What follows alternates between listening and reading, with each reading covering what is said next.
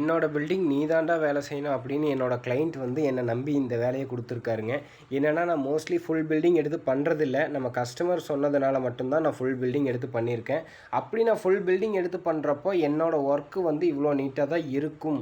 So வந்து பார்க்குற கஸ்டமருக்கு இது அண்டர்ஸ்டாண்ட் ஆகுதா இல்லையான்னு எனக்கு தெரிலங்க. பட் ஒவ்வொரு எலக்ட்ரிஷியன் அண்ட் ப்ளம்பர் இந்த வீடியோ பார்த்தாங்கன்னா கண்டிப்பாக உங்களுக்கு அண்டர்ஸ்டாண்ட் ஆகும். என்னோடய ஒர்க்கோட கிளாரிட்டி அண்ட் நீட் எப்படி இருக்குன்னு பாருங்கள். இங்கே வந்து டைனிங் ஹாலில் வந்து 3 ஃபேஸ் டிபி பாக்ஸ் யூஸ் பண்ணி எல்லாமே 1 இன்ச் பைப் தான் போட்டிருப்பேன். ஒன்றும் கூட 3/4 இன்ச் போட்டிருக்க மாட்டேன். நாளைக்கு சர்க்யூட்டில் இன்னும் 2 ஒயர் சேர்த்து இழுத்தாலுமே ஃப்ரீயாக வரும். ஹீட்டிங் இஷ்யூஸ் எல்லாம் எதுவுமே வராது. பாக்ஸுக்கு எல்லாமே பேக்கிங் டேப் யூஸ் பண்ணியிருப்பேன். ஏன்னா வந்து அவங்க கலவை அடிக்கிறப்போ உள்ளே போயிடுச்சுன்னா அதை நம்ம என்ன தான் க்ளீன் பண்ணாலும் அதோட அவுட்புட் வந்து புதுசு மாதிரி வராது. ஸோ அதுக்காக நான் பேக்கிங் டேப் யூஸ் பண்ணியிருப்பேன். எல்லாமே வந்து ஹீட் பண்ணி வளைச்சி பண்ணியிருக்கிறதுனால தான் இந்த ஒர்க்கோட அவுட்புட் செமையாக வந்திருக்குங்க. பார்க்குற நீங்கள் சொல்லுங்கள் இந்த ஒர்க்கு எப்படி இருக்குது அப்படின்ட்டு.